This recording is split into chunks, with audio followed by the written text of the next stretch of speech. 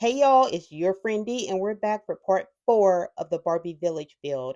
Now, I thought I was done with the gazebo, but we're back with it. I had taken everything down, so that's why we don't really have a background. But I've decided that I do want a bench. I know I said I did not want a bench inside, but I decided to go ahead and make one because I had all these scrap pieces left over from making the gazebo. And I thought, well, let's just make it removable. That way I can put whatever I want to inside the gazebo and just change it up. And so I'm going to talk about how I made this, and I'll be making 4 more to go around the outside of the gazebo. And I'm going to walk you through how I made those. Here's a closer look at the bench that will sit inside the gazebo, and I did the same paint job on it. And the top portion here, the seat, is just 2 pieces of foam board, and the each leg is also 2 pieces of foam board, but I mimicked what I did on the gazebo. So you can see I carved the same design that are on the panels of the gazebo here and on the inside. So I think it came out really, really nice. And I'm going to show you how I made these. But the ones that are going to be on the outside are going to be just a little bit different, but they'll all match. The benches for the outside are actually going to be the exact same measurements as the bench for the inside. The only difference is the one for the inside is a rectangle. The ones for the outside are going to have a slight curve to them. And so no matter which one you make, the measurements are exactly the same. So this piece of foam board that I'm using is left over from making the dome of the gazebo.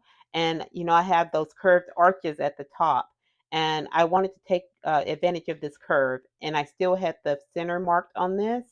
So that helped me out a lot.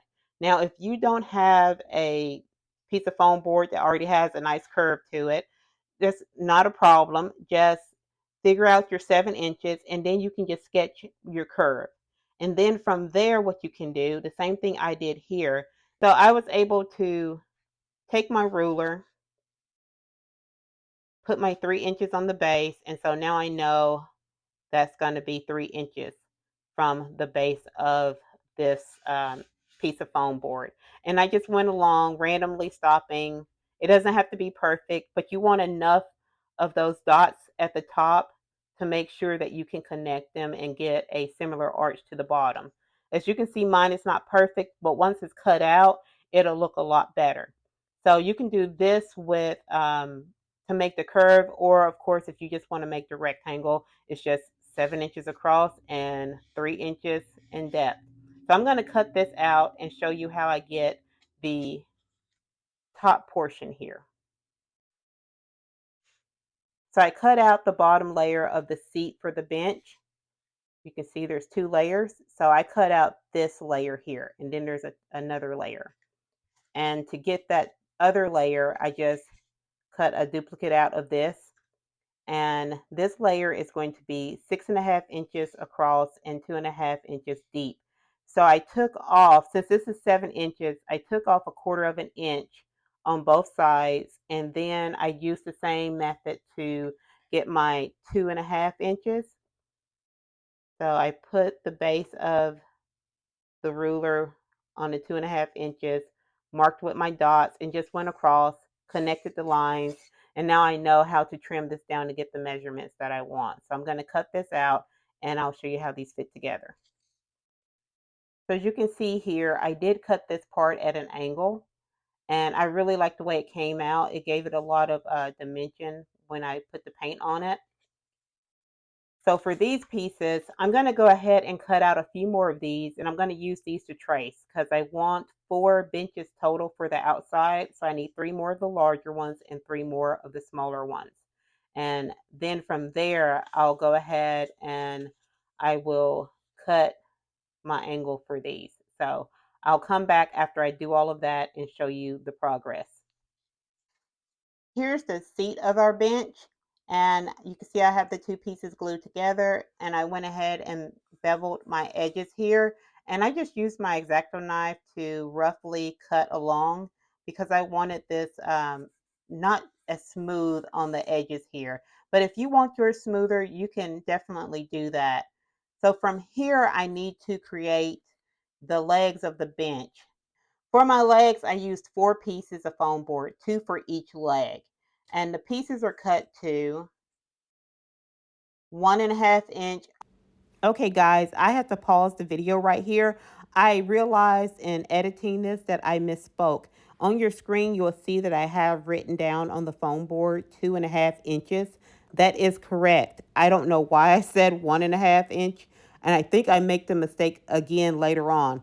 But 2.5 inches on the horizontal is correct. So let's continue the video. On the horizontal and 2 inches on the vertical. So when they're attached to the bench, you'll see that the 2 inch is on the right and left side, and the 1.5 inch will be your top and bottom. And I also cut out some 1/4 inch pieces to be the trim for the top and the bottom. So I'm going to get these pieces glued together and I'll show you what it looks like. I have my legs made for the bench, and I did go ahead and peel off the paper so I could carve in my design here. And the design is not perfect on each side, and that's fine. I wanted it to be a little worn looking so they all wouldn't wear down the same anyway in real life. So this is what we're starting out with now. The next step is going to take some of these, and I have trouble saying this word, guys, bamboo skewers from the Dollar Tree. These are the smaller ones, and the smaller ones come in a pack of 100. So now we're going to take these and cut them down to fit between our trim like we did on this one. And I think I used 9 pieces for the sides. This is what the legs look like after having the wood pieces glued in place to make our columns. And now we can start gluing the legs onto the seat.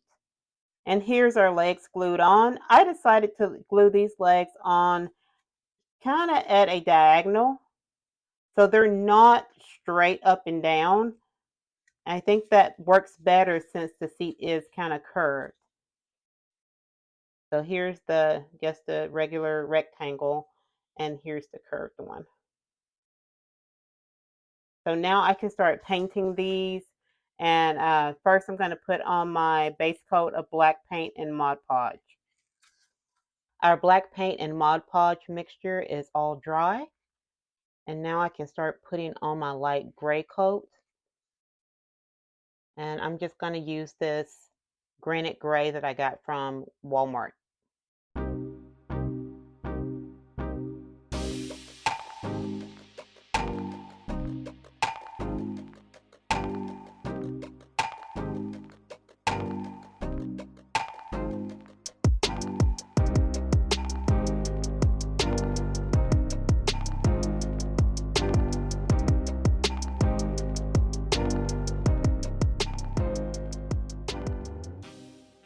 And my coat of light gray paint is dry. And as you can see, I did not cover all of the black. And now I'm going to go in with my next color. I'm going to be using this apple barrel elephant gray that I also got from Walmart, and I'm going to be sponging it on.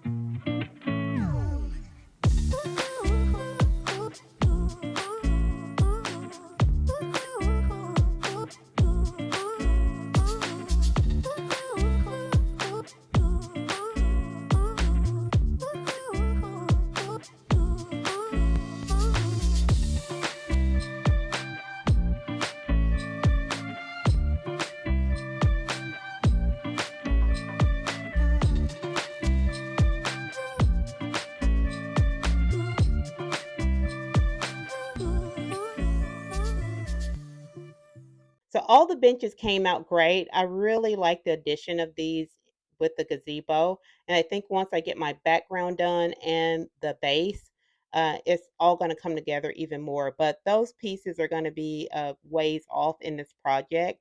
And I did make my benches a little bit shorter than what usually a Barbie seat would come in. Mine is, I believe, 3 inches in height. And I did that on purpose. If you choose to make this project, you can, obviously make yours higher. But every bench that I've ever sat on that's like this, in a garden or at a gazebo, they've always seemed a lot shorter to me. So I just wanted to kind of stay true to that. So, my friends, let me know what you think about this project. And if you have any questions about anything you saw in this video, please leave it in the comments below. I will try to the best of my ability to answer your questions. And if you like this video, give it a thumbs up, subscribe, and turn on your notifications. I'll see you next time. Bye bye.